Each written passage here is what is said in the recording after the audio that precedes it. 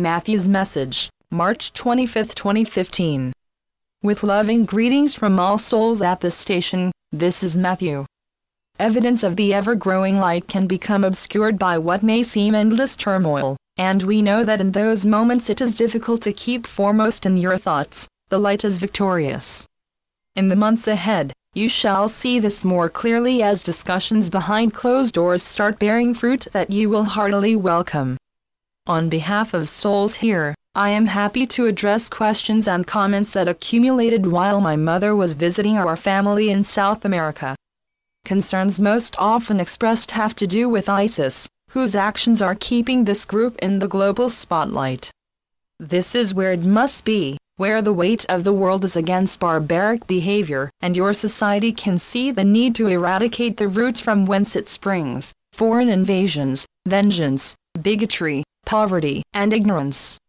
Do not be misled by those who misguidedly point fingers at Islam as the cause. ISIS atrocities violate the most basic tenets of that faith.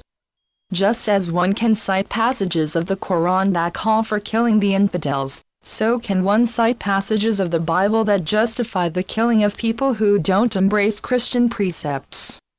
And, despite all omissions and distortions of the original records that became those holy books, they still contain passages advocating love and respect. The dawn of belief in one supreme deity quickly was perverted by the darkness, and religious dogmas devised by power-hungry, greedy individuals, not by persons inspired by God or Allah, became the most divisive force within your civilization, and the grounds for centuries of unspeakable persecution. Now then, your universal family cannot halt ISIS' path of death and destruction because they are not permitted to interfere in the free will choices of any individuals except those who attempt to send nuclear warheads into space. Yes, eventually heightening vibrations would topple the Islamic State, but in the interim, ISIS would continue exemplifying the basest of third-density behavior. Never do we favor, much less suggest combat, but we understand that stopping that group's progress requires a coalition of troops from directly affected countries and their neighbors, with other kinds of assistance from other nations. We are not underestimating ISIS' military strength, funds, recruiting success, or determination to keep expanding their territory, but with dissension emerging within the leadership and the rank and file, they are not as indomitable as they want your world to believe. I'd like to know Matthew's opinion of this part of a posting about Gordon Duff's speech at an international conference in Damascus about terrorism. What is going on in Iraq and Syria with ISIS is not terrorism, it is simply crime. That is, it is the works of an international crime cabal which has gotten control of the American Congress. Duff identified this crime cabal as Israeli and pointed out that this is worldwide crime on the scale never experienced before. Duff explained how the Supreme Court decision of Citizens United made it possible for an Israeli-American organized crime magnate now operating out of Macau, Sheldon Adelson, to essentially buy control of both houses of Congress in the last election, and being able to bring Congress under control of this international crime syndicate which specializes in human trafficking and narcotics. What we say about the cited part of the posting is not opinion, it is our knowledge that the information is factual. While by no means is it the whole story, that fragment is indeed true, and the only editing we would offer is citing terrorism for what it is, a crime against humanity. Will the cabal be removed this year with a new governance in place? First, we say that the cabal, a common term for the disparate groups under the Illuminati umbrella with the common aim of world domination, isn't a tightly knit force operating as a single organization. It is an international network that infiltrated governments, banking and commerce, corporations, education, religions, the media, military forces, legal and justice systems, medical establishment, entertainment fields, every organization, agency, and institution that impacts life on Earth. That global network cannot be removed or replaced in one fell swoop.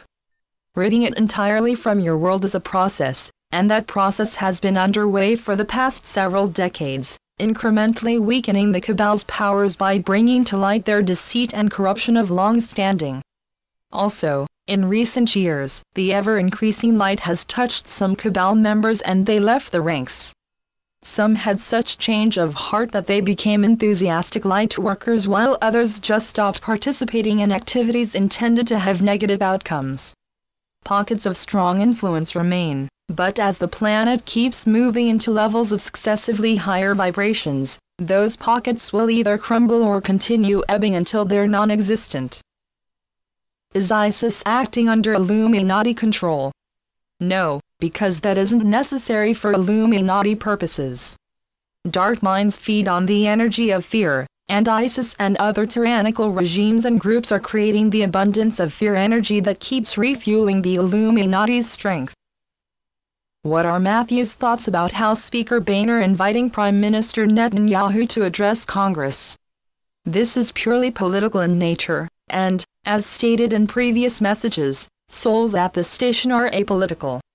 So it is without judgment or partisan favoritism that we agree with your analysts who interpret the invitation as a slap in the face to President Obama for continuing negotiations with Iran, instead of taking the harsh steps that Netanyahu favors, and so do some members of Congress. Some congressional members are Illuminati themselves, and many others are controlled by Illuminati via campaign funding, blackmail, bribery, or dire threats. And some of the small number who aren't in Illuminati clutches one way or another have closed minds about resolving issues by any means other than their narrow perspective. This is why, of all governments that you call democratic, the one in the United States can be called the most badly broken. Contrary to what is perceived by many of the citizenry, ever since President Obama took office, he has been endeavoring to fix the government by ridding it of the Illuminati influence that further enriches the wealthy and strangles measures that would serve the needs of the people. Is Netanyahu in the Illuminati, or is his bellicosity due to his serious responsibility for Israel's safety? He is at the peak of the Illuminati, and so are, or were, all of his predecessors in that position. As stated in prior messages, the Illuminati never have served the best interests of Jewish people in Israel or anywhere else in the world. The Illuminati instigated all the pogroms in Europe, and their Nazi element carried out the Holocaust. Using Judaism or Zionism as justification for their actions, the Illuminati have long kept the Mid-East boiling, and they have discredited anyone who questioned their warmongering by labeling those persons anti-Semitic. Masters at creating divisiveness, the Illuminati initiated an assortment of labels for different religious beliefs, forms of governance, theories, philosophies, and ideologies.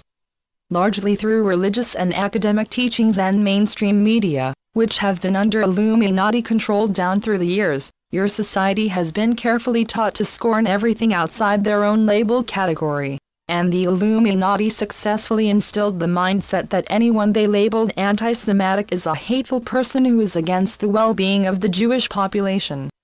But Netanyahu does indeed take very seriously Israel's safety.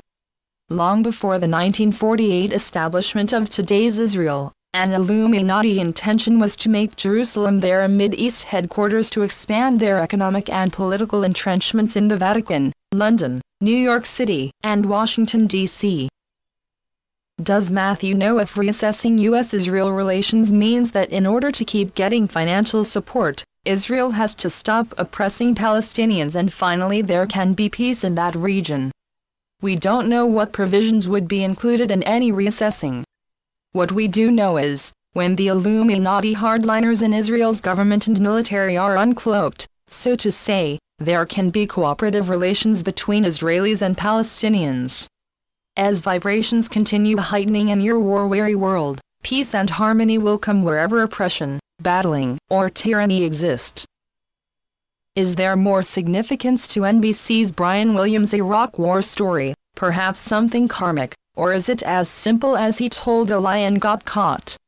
Although this topic no longer is headline-worthy, the question offers us the opportunity to show how karma is not set in stone, but rather offers considerable flexibility in the means whereby it is experienced. Speaking of Mr. Williams, we know from colleagues in Nirvana that he chose as his primary mission to educate the public. He could have done that as elementary school teacher, college professor, trade school instructor, writer, environmentalist researcher, or newspaper editor, as examples, but he followed his interests that led to television news reporting. There is the same flexible latitude in experiencing a chosen karmic lesson. In that context, perhaps Mr. Williams agreed to the humiliation of the discovery that he had falsified a war story to show the public the importance of using discernment about mainstream media information. It may have been a strong statement to media that reporting must be accurate or credibility will be lost. It could be that the emergence of his story years later would serve as an example that eventually truth will come out. However Mr. Williams views what he did and the consequences, it's in line with his sole contract choice to educate the public. Several readers expressed concerns about vaccines and the ongoing controversy about their safety versus risks, and one wrote, "Why did just a few cases of measles become an urgent vaccination situation? This isn't a deadly disease. As far as we know, none of your doctors has explained why they were urging vaccinations for such a mild disease or how a disease that purportedly had been eradicated in the US suddenly popped up. Your medical establishment is in bed with the companies that manufacture vaccines. And, a few children were inoculated with potent doses to give them measles. From them a few children with low immunity systems caught it, and some passed it on to a few others who also had compromised immune defenses. The earliest vaccines were developed by scientists whose purposes were benevolent, and the use of vaccinations was too. However, the Illuminati saw that vaccines could achieve one of their major goals, eliminating most of Earth's population, thus they were used to cause the diseases that the public was told they would prevent. During the past half-century or so, a variety of viruses developed in Illuminati laboratories have been released to initiate a pandemic, and in previous messages we have explained why in recent years all of those attempts failed. The August 12, 2014 message has the most comprehensive information. For readers who asked if vaccines cause or contribute to autism, I asked my mother to copy our reply to this question in a prior message. Is the sizable increase in autism related to the shift in consciousness? Not at all. The growing numbers of children who have symptoms that are similar to autism is due to toxins in inoculations, and the symptoms are exacerbated by pollutants in air, water, and soil, and chemicals in food preservatives, and prescribed drugs. True autism, which is far rarer, is the soul's choice of experience, to which all others sharing that lifetime agreed. And neither autism nor its look-alike condition will prevent those persons from physically ascending with Earth unless a short lifetime is part of the soul contract. February 13, 2011. Thank you, Mother. We don't know if Greece's new government can turn around the country's economy during the loan extension period, but it is most unlikely. The severity of that economic situation and other nations' similar woes are a necessary prelude to ushering in a new global economic system. The current rampantly corrupt system, designed and manipulated by Illuminati, has to collapse to make way for the new that is based on precious metals. Behind the scenes progress is being made to bring this to fruition in a transitional process that will minimize the likelihood of chaos. Maybe because I hear or read the same thing over and over, I'm giving credibility to information that doesn't merit it. For instance, is Putin as ruthless as he is portrayed by our media? Are he and Obama really working at polar opposites? The answer to both questions is no, but these closely related situations beg explanation. Both presidents are faced with serious national situations that in large part are the work of the Illuminati, but blame falls on the presidents, whose actions often are publicized as too weak or too aggressive. Both leaders are in the position of having to spout political rhetoric to show their respective nations' strength and resolve. Neither Mr. Putin nor Mr. Obama wants to precipitate conflict or cause economic hardships in other countries, much less wage war.